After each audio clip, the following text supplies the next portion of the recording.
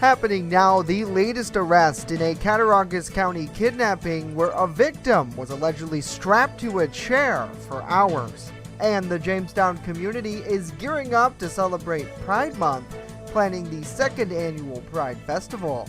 Plus, we hear from military vets following the community's show of support on Memorial Day. Live and on demand, this is WNY News Now.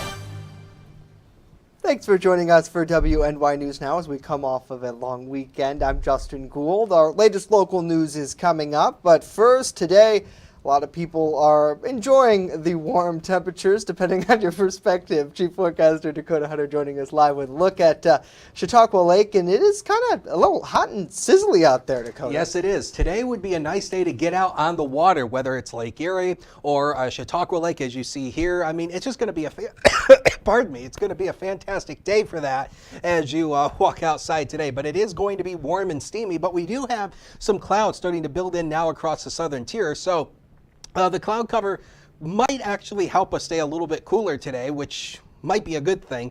But so again, we're now going to see some sunshine peeking out behind some of these clouds. The pollen still an issue, tree pollen still up there, but now also the grass pollen has ticked up now as people are mowing their lawns now. We're going to start getting all that grass pollen out there in the 82 was the high yesterday. Should do a little better than that. Today, 64 is where we started the day.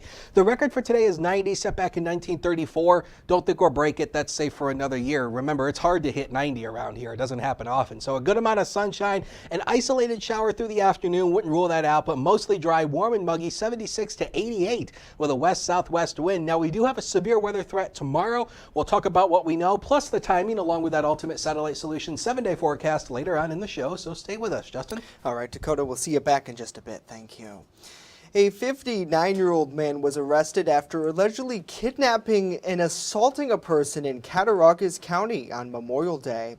New York State Police accuse Frank Scarpa of kidnapping the 34-year-old victim from their home, moving them to a secondary location, tying them to a chair, and assaulting them with multiple objects for hours.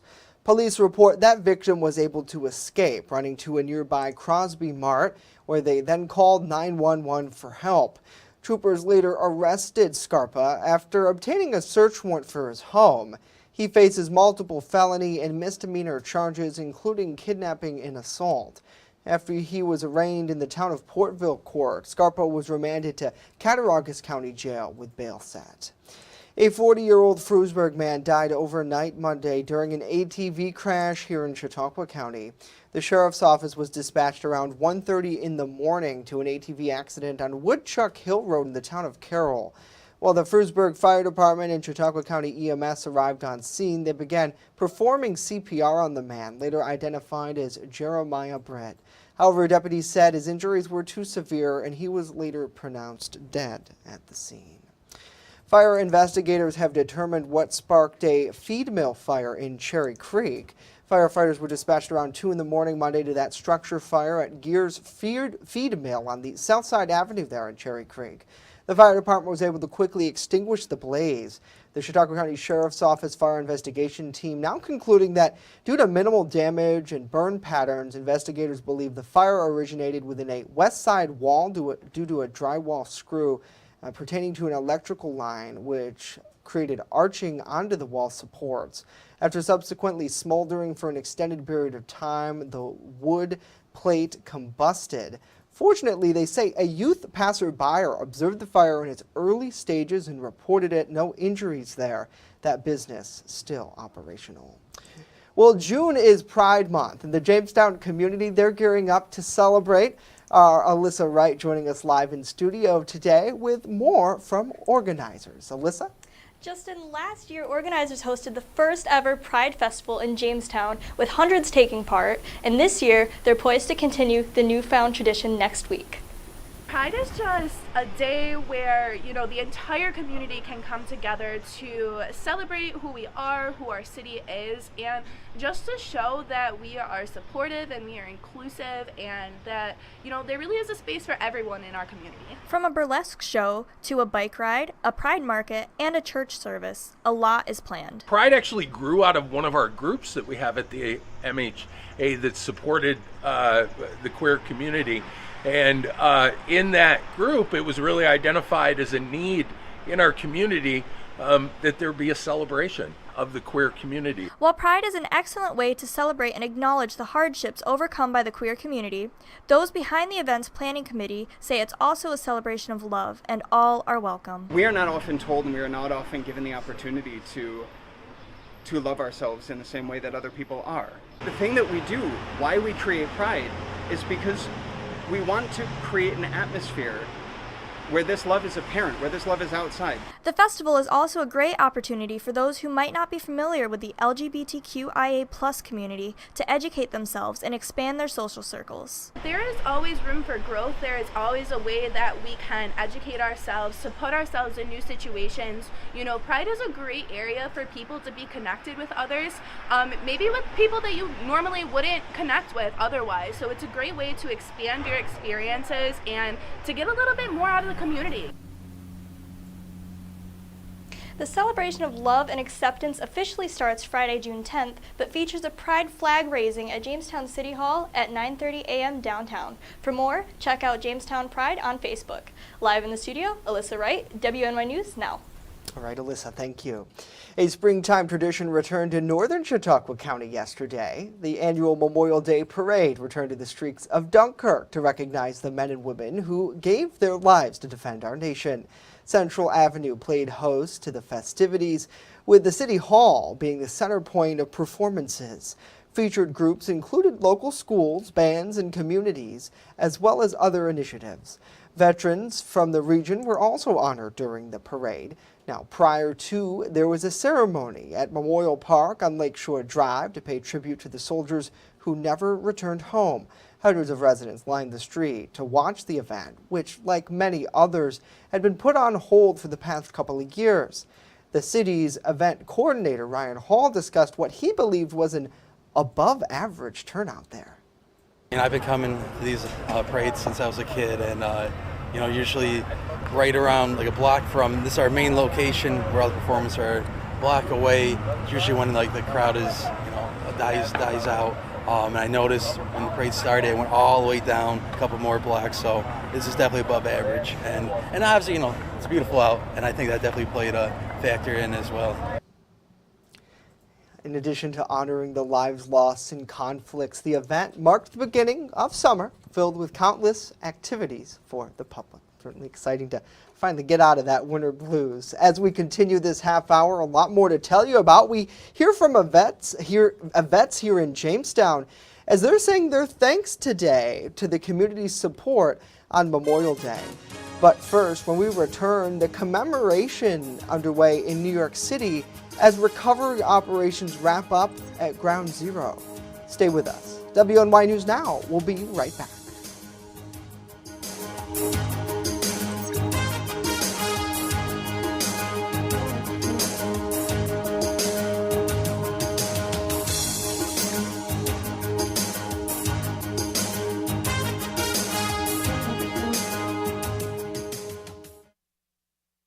You're watching WNY News Now, your source for breaking news. Welcome to Honest John's Pizzeria, where you are the most important customer. Everything from freshly made subs to the best of pizza and wings, Honest John's has it all. And don't forget the ice cream! Order online today or check out our 2 great locations with buffets ready for every appetite. Don't I have the best job in the world?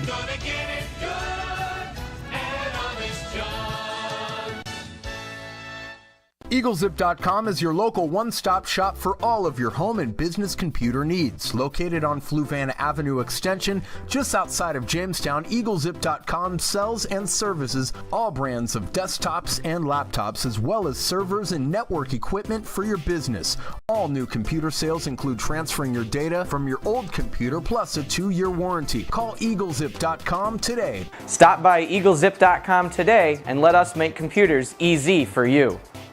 Catch your First Defense forecast daily on WNY News Now. Celebrate the end of school and say hello to summer with a day of fun activities for children in the Jamestown area. Hosted by Collaborative Children's Solutions and the City of Jamestown. The first part of the day happens at Northwest Arena, where both kids and parents alike can learn about activities available to youth. Later in the evening, finish out the night at the Tarp Skunk baseball game, along with a fireworks show at Russell Dietrich Jr. Park. Stop on down on Friday, June 24th, as we celebrate the end of school and say hello to summer.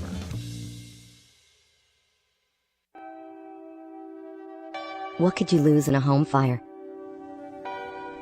Your possessions? Your home? Your memories?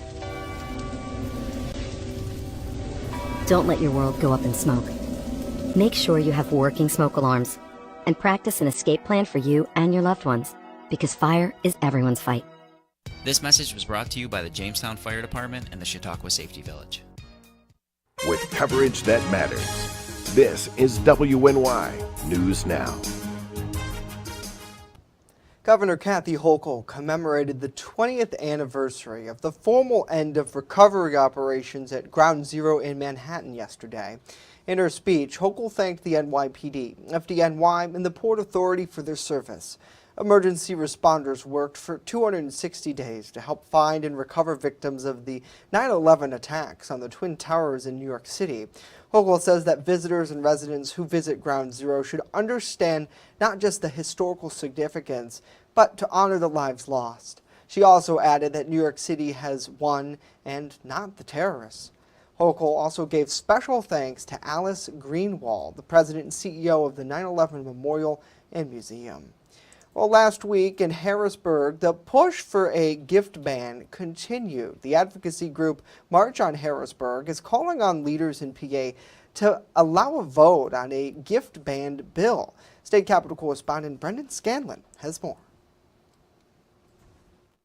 The 2021 and 2022 legislative session is on pace to be one of the least effective legislative sessions in decades. Last year, 20% of bills passed by the General Assembly were to name roads and bridges. Reverend Carla Christopher says an unproductive trend is continuing for the second half of the current session. The 4,000 bills that are introduced, 86% of them that never even make it to being fairly heard. The group March on Harrisburg says unlimited gifts that state lawmakers are allowed to accept are to blame for a lack of production. They don't think this issue is important.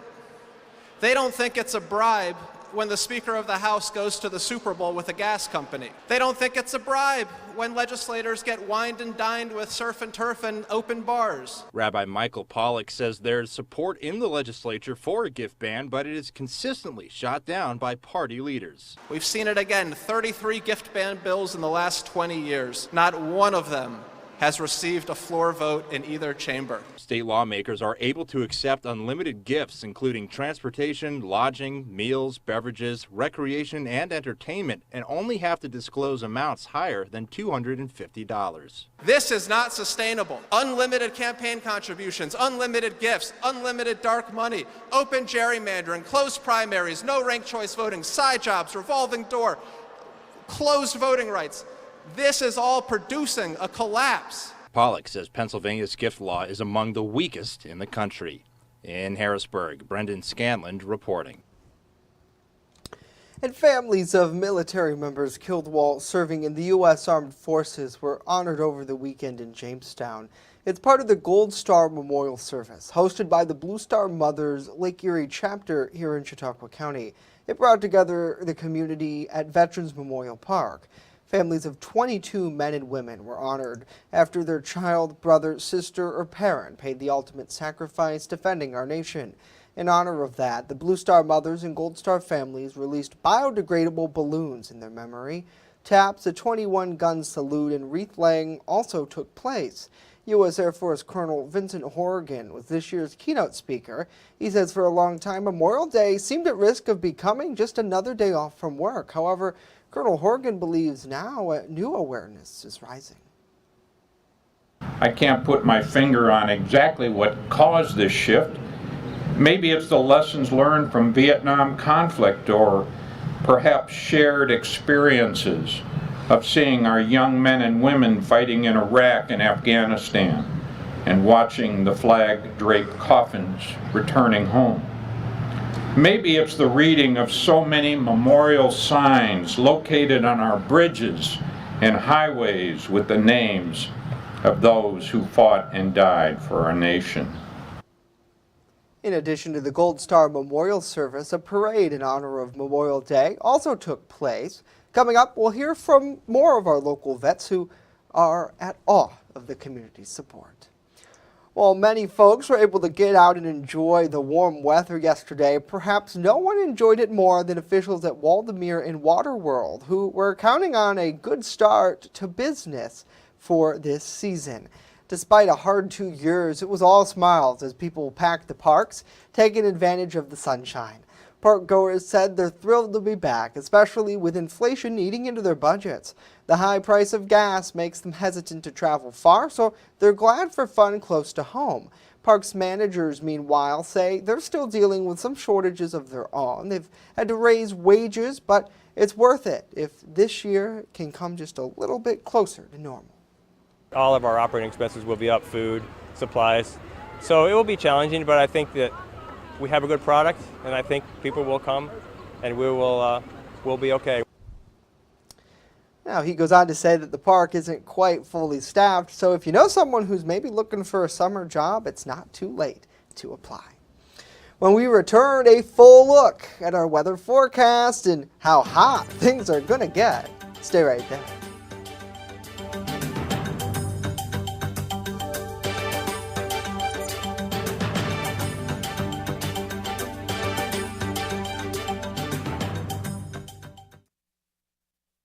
You're watching WNY News Now, where coverage comes first.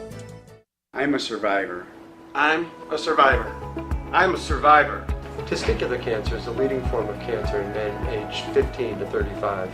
1 in 250 men will be diagnosed with testicular cancer. But 98% will survive if detected early. As a survivor, I believe early detection is the key.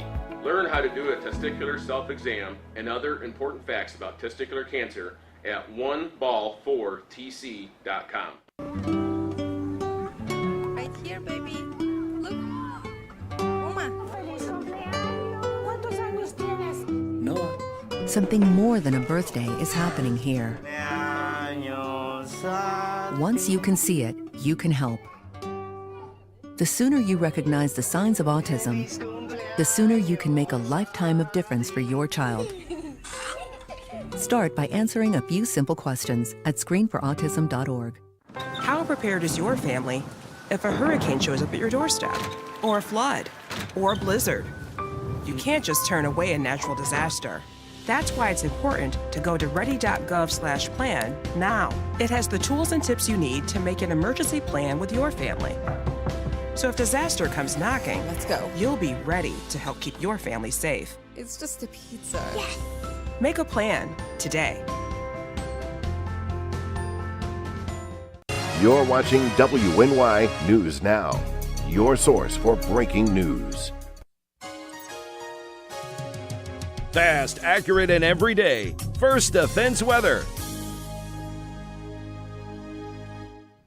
Oh, welcome back. And I wanted to tell you a little bit about some history that occurred on this day back in 1985. Does anybody remember this? This was a big tornado outbreak that occurred across Ohio, Pennsylvania, New York, and even Ontario. This was considered our super outbreak. We haven't had an outbreak like this since '85.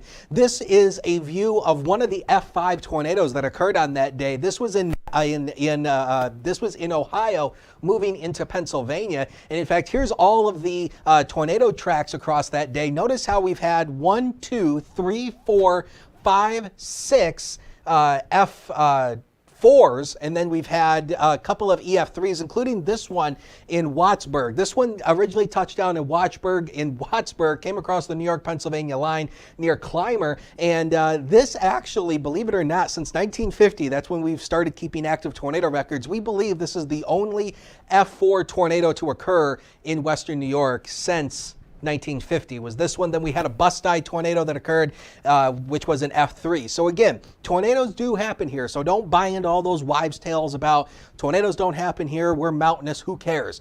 When it comes to big tornadoes, it doesn't matter. You have to stay on guard no matter what. But no tornadoes out there today. But you can see some of the clouds out there right now. It's at 81 already as a noon hour. It's breezy, so the breeze is helping a little bit. West at 12, but the dew point 64 makes it feel more like 83 out there today, so it's going to be muggy. Now, the next thing we're keeping an eye on is what we told you yesterday. There is a standard slight risk. It's all this yellow shade, a level 2 out of 5 across all of Western New York and Northwestern Pennsylvania for tomorrow. And severe storms are going to fire ahead of a cold front tomorrow afternoon. So we've adjusted the timing just by a little bit. So about 2 o'clock tomorrow afternoon to about 6 o'clock should be the main timing for some of the strongest activity. Still looking like a damaging wind threat, maybe some heavy rain, could be a touch of large hail. The tornado threat is almost non-existent, so we're not going to have a tornado threat this time around. Good news, but we will be watching for some of those stronger winds. High pressure moving out. This is the front we're watching for tomorrow. That is going to shove on through here,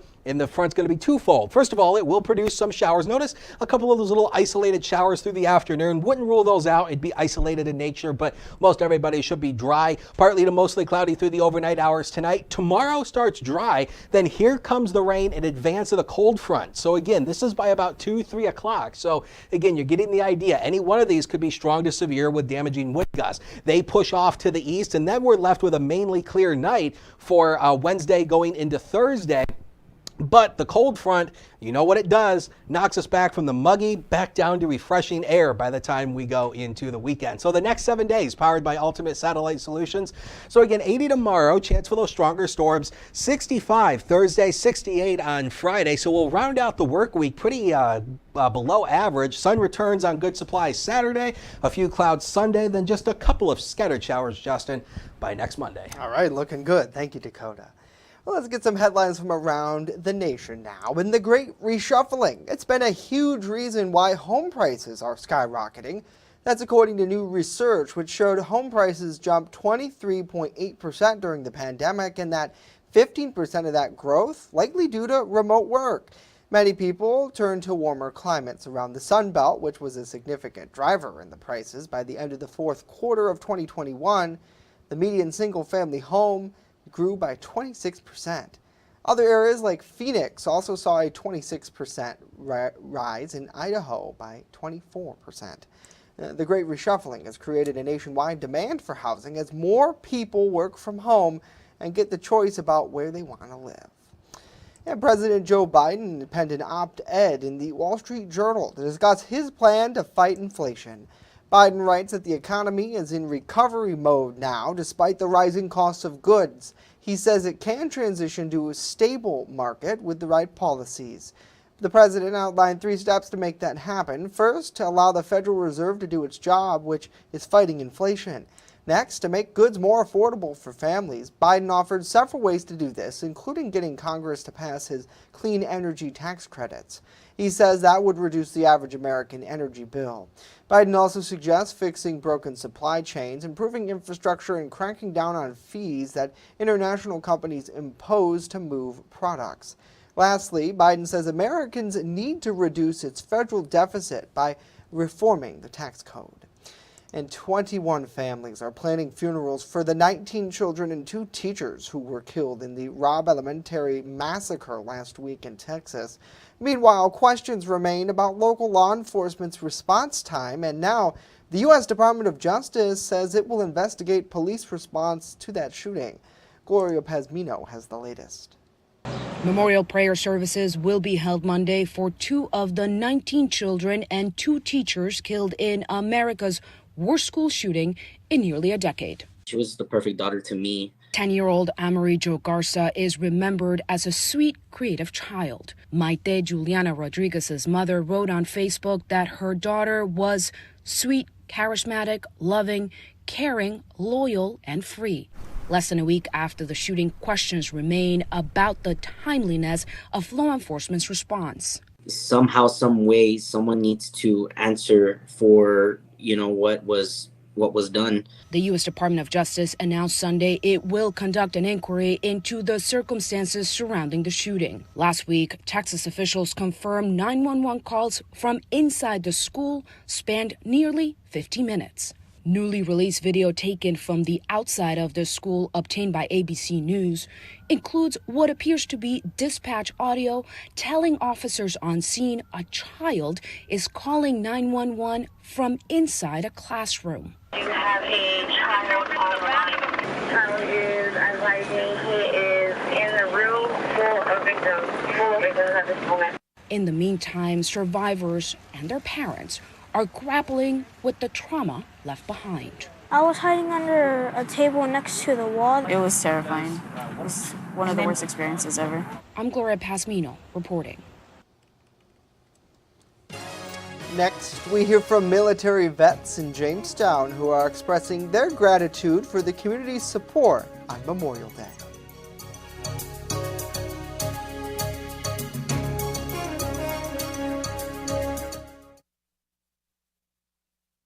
With coverage that matters, this is WNY News Now.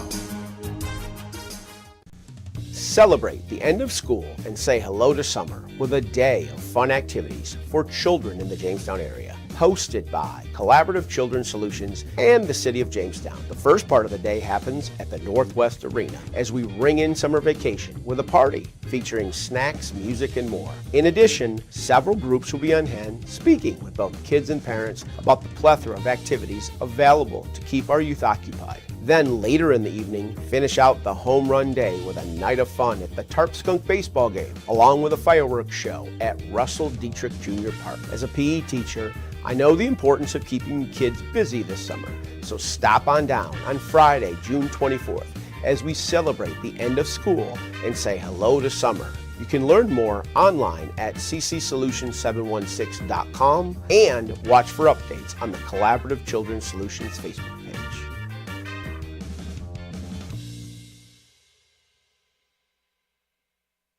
Slow down, and move over. Move over. When you see signs, Lights, Vests. Please, give us some room. slow down. Slow down and move over. When you need help, It's our job to help you, to save you. despite the danger. This danger is real. Do your part. Please. Slow down. Slow down. And move over. Move over. You're watching WNY News Now, your source for breaking news. Military veterans are expressing their gratitude for the community's support on Memorial Day. Our Bronson Rasmussen joined them alongside the Jamestown Memorial Day Parade. For the first time in 2 years, the city of Jamestown brought back the Memorial Day Parade this year. Even though there was no formal ceremony at Soldier Circle, the community still turned out in groves, giving their thanks to fallen American heroes who paid the ultimate price for our freedom. Jamestown resident and U.S. Army veteran David Howard says the turnout was more than expected. Feels good. There's a lot. I didn't realize it would be this many people, really. I was kind of wondering. Yeah, I missed it the last couple of years. A lot of people here, though. That's the amazing thing. The event brought out a lot of people, from children amazed by the floats to veterans honoring those that have lost their lives, including U.S. Army veteran Valerie Beeson from Virginia, who came out to support her nephew who paid the ultimate price. I'm originally from Jamestown, and my nephew was killed in Afghanistan, so we're coming here for the services and stuff. Beeson says that it was a worthwhile journey to honor her family. I didn't know until last minute that it was on, and so we made the trek up yesterday from Virginia. For those who missed the parade this year, the whole presentation can be found on our website at WNYNewsNow.com. Reporting, Bronson Rasmussen, WNY News Now.